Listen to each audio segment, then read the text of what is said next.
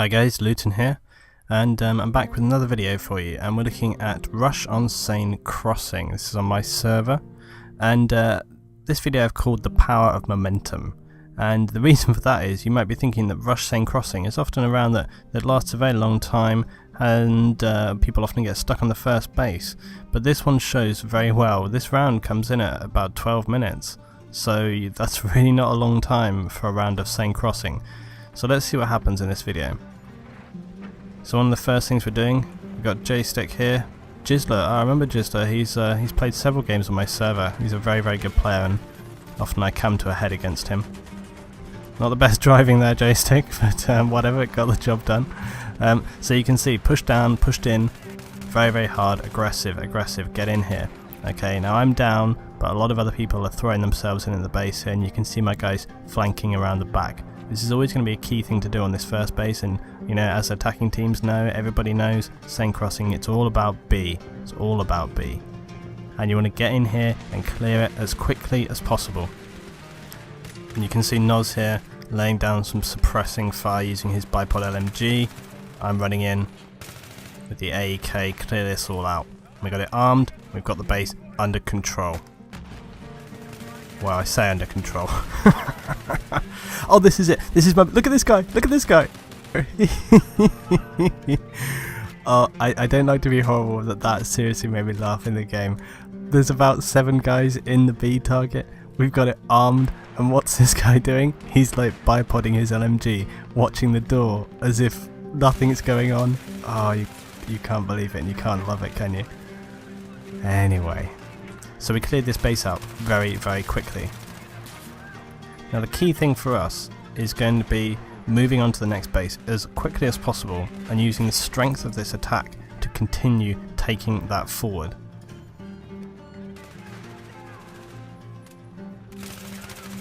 Yes, it was actually an enemy one. Everyone knows that recon points are my favourite thing, and sometimes I just don't know. Are they real? Are they friendly? Are they enemy? I don't know. But they're going to get shot at by me every single time. Okay, so we're taking this forward now.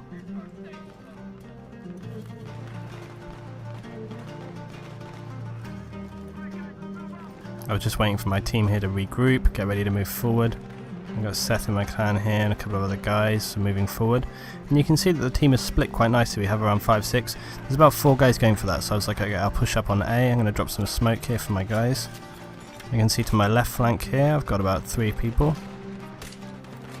Using that board there as a nice big target to provide us some cover. Stop those annoying snipers. By firing smoke straight at them, you're not only giving yourself cover to move up, but you're also denying them any ability to sight up people. Because by dropping smoke right on their position, they're not going to be able to shoot at people moving forward or people moving around the B area.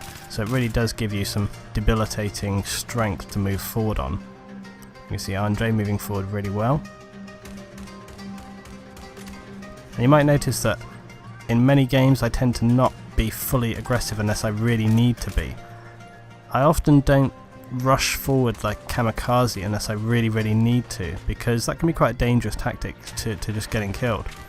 You're putting yourself in harm's way when really the best thing can often be to kind of move forward and steady. Now I did say that this video is called The Power of Momentum, but momentum doesn't necessarily mean rushing forward all the time. Momentum can basically mean just using the power and the ability of what you're looking at in game, and often it's much more about being aware. It's much more about awareness. Okay, how strong are they here? How strong are they there? Where do we need to put our force into? So as we're approaching A there, you know, I could have rushed up. You don't want to be reckless. You don't want to just throw yourself kamikaze at every single base all the time. Okay, and Andre was in front of me, so you know, just letting him there, and I was giving some support.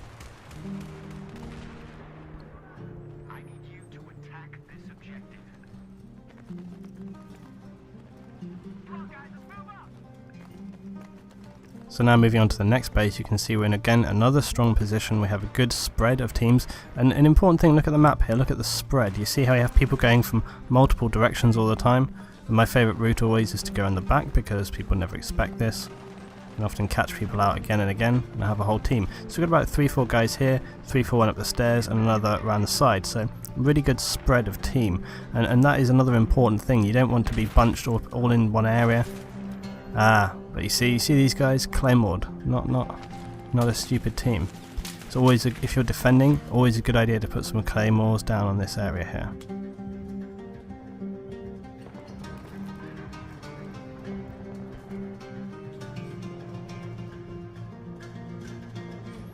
Now you can see how we moved from that first to the second base, the strength of movement there and how the speed. But you can see we've kind of stalled now. And this is why it's a good thing to note this difference. What the hell? Oh, I was trying to shoot out the window, that's right. I knew I couldn't, I didn't have anything else to do it with, and I was praying that perhaps I could, you know, blow apart the wooden part of the window. I thought, okay, maybe the wooden frame is destructible. No, of course it's not. I was telling Noz to blow apart that window so we could do it. Again, you might be wondering why we're not actually throwing ourselves on. Well, because we lost that initial momentum, it's much more important to change tactic now. So we'd gone from just throwing ourselves at the bases to basically now just kind of controlling, slowing down a little bit. So for me and Noz to kind of just take control of this building here and use it as a point for us to, you know, basically strong defend the planted objective, that's really what we wanted to do here. But now we've got that, we want to be moving on to B very quickly, and we're going back into the whole momentum thing of pushing forward again, because now that they've only got one left, it's very obvious that they're going to, you know, take control.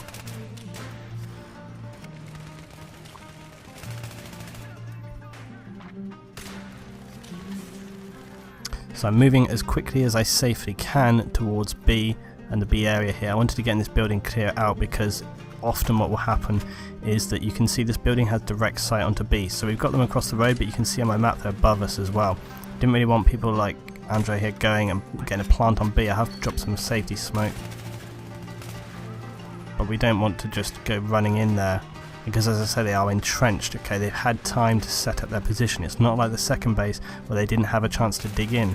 On this one, they have dug in. You see they're in buildings across to the front and behind us, to the left and the right of the road. So we need to try and clear these out before we go for the plant.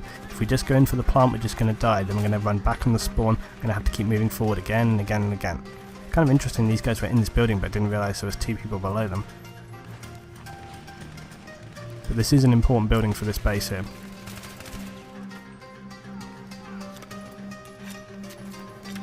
So now that we have got control of the base, now we can go for the plant. And that's the thing about Battlefield, it's important to use these two things. You need to use situational awareness and you need to use momentum. You need to change between the two. So, you know, we've secured this area, we've cleared it out. I know that there's some still people in this area, you see, and I'm taking a lot of fire because of that. But we have made the situation stronger. We've cleared the area and then moved forward at the same time. We haven't just gone in and thrown our lives away again and again. But we did use the strength from taking A to move forward and push onto B quickly and take control of the area. And that really is what Battlefield is all about. It's about adapting. It's about looking at what's happening on the ground and making your choices. And that's what this team that I'm playing with has done really, really well. They've looked at each situation, they've adapted as they've gone along. We went from being strong on the first and the second bases to having a much more kind of overall spread tactical approach to moving into this one. So people were much better distributed, they didn't all run the same way, they've worked well as a team, they've cleared out buildings. So, you know, on this third base, for example, right here on B, you didn't see everyone rushing straight in to go for the arm. You know, people didn't run up with the LAV and run in there, because the thing is, even if they got the arm, there were so many enemy around here that probably what would have happened is that they would have just cleared those out. Oh, interesting, Kai. I didn't realise that Kai was... I played with this guy on my last evening that I played, and turns out he was in this round as well, but I didn't know at the time, so that was pretty good.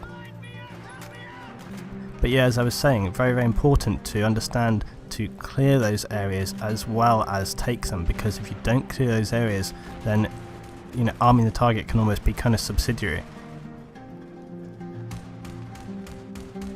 So now we're moving forward to the most difficult base. And as I've said before, there's some key highlight points. Now, what I've wanted to do here is just set myself up as a spawn point.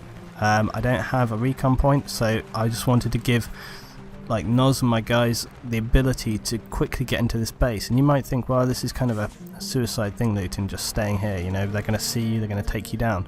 You would think so, wouldn't you? But often you don't need the best hiding place to be able to kind of act as a spawn point. And you see, it gives my guys the ability to just hop straight in this window here and take it. And I'm close enough to the base that I can provide a really excellent ability for them to spawn and get in. And that's the key thing, is taking this B base here, which everyone has difficulty with. The key to it is not giving them a delay.